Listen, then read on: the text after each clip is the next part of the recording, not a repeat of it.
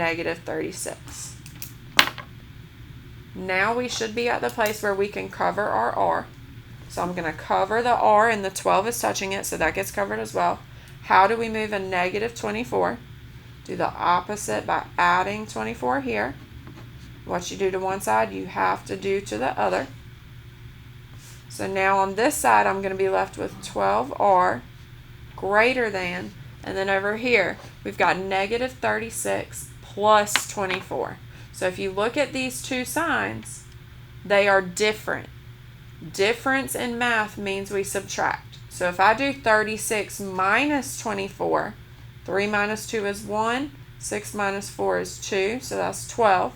And then which of these numbers is bigger, 36 or 24? The 36. So that means that this 12 has to take the same sign as the 36. So this 12 is going to be negative. Alright, so now when I go to cover my r, the only thing left on the left side that I need to move is this positive 12, right? They're touching, which means they are multiplying. The opposite of multiplying by 12 is to divide. What I do to one side, I'm going to do to the other. So this is r greater than negative 1. Alright, for D, I'm going to draw my wall. This time we've got a less than or equal to sign, and this one's very similar to C, which should tell you what? You're going to see one of these on the test, C or D. So if we're looking at D, I can't cover X yet, same as I couldn't in C, because it's in parentheses. So first we need to get rid of our parentheses by distributing that negative 3. So this is going to give us negative 3 times X is negative 3X. Negative 3 times 2 is going to give me negative 6. Bring down your less than or equal to, and bring down your 6. So now when I cover up X, the negative 3 is touching it, so that gets covered. I need to move this negative 6. The opposite of a negative is a positive. Those will cancel. What we do to one side, we do to the other. 6 plus 6 is 12. Bring down your sign and bring down your negative 3x. Alright, and this is where students tend to mess up, is right here. So you guys see the negative 3 and you always want to add it, but you have to look at what the 3 is doing to the x, not just its sign. So the 3 and the x are multiplying. What's the opposite of multiplying by negative 3? Divide it. What you do to one side, you do to the other. And now this is one of your really important rules. We divided by a negative number. So if you look right here, this was negative 3x, but when I divide by negative 3, it just becomes positive x because the negatives cancel, right? So our sign just flipped. Look at this one. This was a positive 12. It's now dividing by negative 3. And when you do positive 12 divided by negative 3, you get negative 4. So our once positive number now flips signs and is negative. So if both of these signs flip, we also have to flip our middle sign. So make sure you remember that for the test tomorrow. When you're dividing by a negative, your inequality has to flip. All of the signs flip when you divide by a negative. Alright, for E, first step, draw the wall. Now, E is tricky also. When you go to cover the V, it is in the numerator or the denominator. It's in the top, the numerator. So when I cover V, I cover the entire numerator because that's what's grouped with the V. So I'm going to cover that numerator. What's left is this divided by 3. Does everybody see that? So the opposite of dividing by 3 is to multiply. That'll move your 3. You don't do 3 times V plus 9. The 3's cancel now, okay?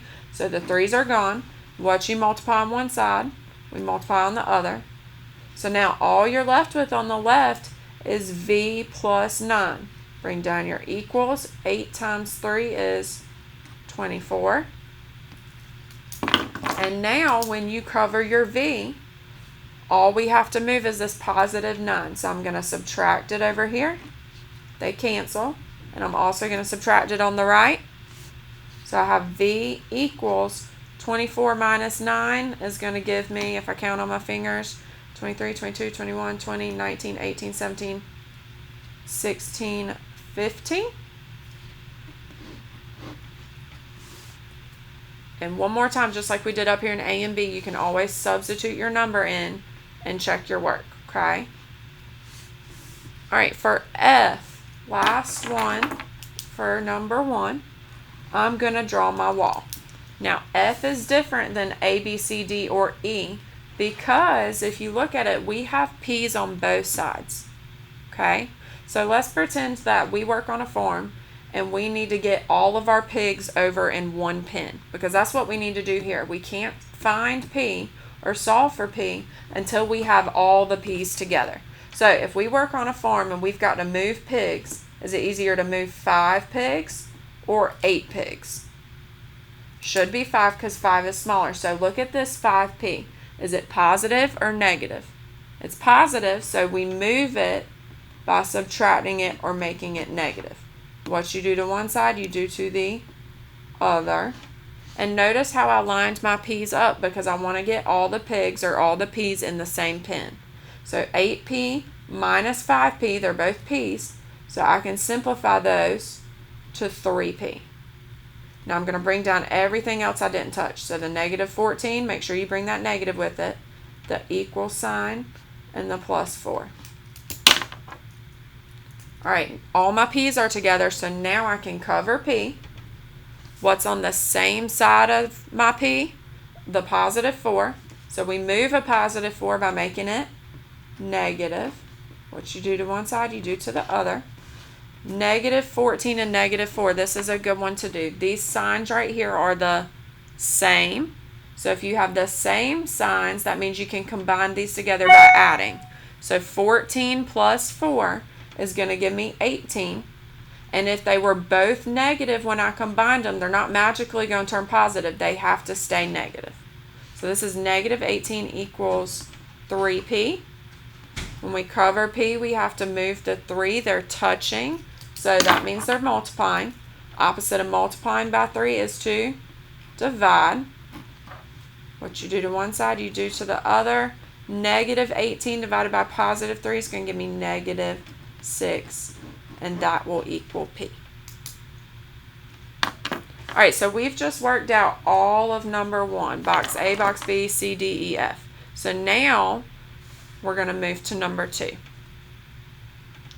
And number 2 looks like it's going to be really, really challenging, but it's actually the same steps as all the parts of number 1. So first and foremost, we're looking for what value of P. So we want to find P, right? There's multiple P's, but the first thing we got to do is draw our wall over our equal sign. Okay?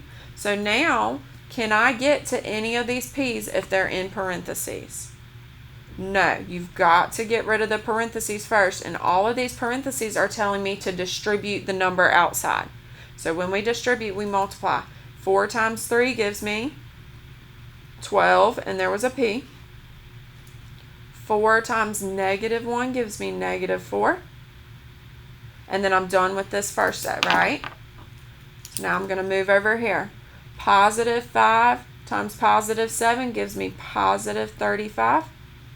Positive 5 times negative 2P gives me negative 10P equals, and we're done on this side.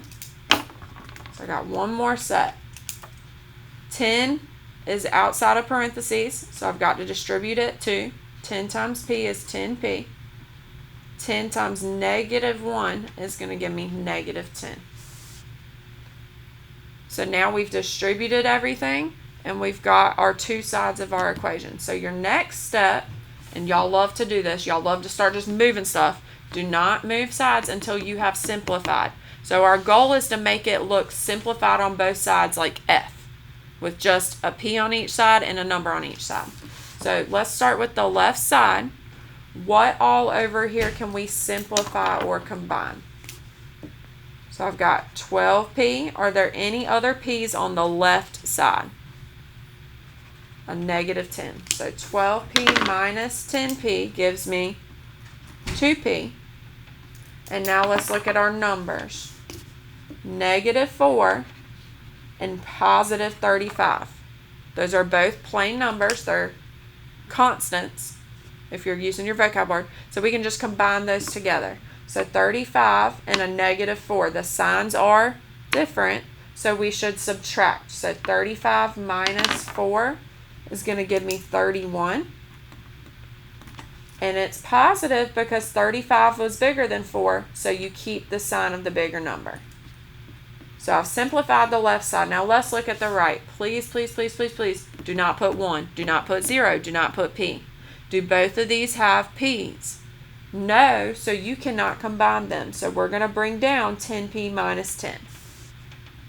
But now if you look at what we've done, this matches f, which we've already worked out. So my next step here, the same thing we did up in f, is to get my p's on the same side. So remember, we're working on a farm. We're trying to get the piggies together. Is it easier to move 2 pigs or 10 pigs? 2. How do you move a positive 2? What's the opposite? Make it negative. And don't forget to take that p with it. Those will cancel. What you do to one side, you do to the other. So if you do 10p minus 2p, you should get 8p, right? And then you can bring down this negative 10, bring down your equals, and bring down your 31. All right, so the last step for this one, now once we get here, almost last step, you can cover your p. Remember that 8 is touching it, so it gets covered. And then how do we move this negative 10 to the other side so we can get 8p alone? Opposite of a negative is a positive. What you do to one side, you do to the other. So 31 plus 10 is going to give me 41 equal to 8p. And now the only thing I have left to do to get this p alone is divide the 8 because it's multiplying, it's touching. So divide 8, and can we do 41 divided by 8? No, that doesn't simplify. 8 does not go into 41. So your answer you just leave as B, 41 over 8. So make sure you watch this video again and you work out the problems along with this video if you are struggling with solving any of these equations, because this is what your test is going to look like tomorrow.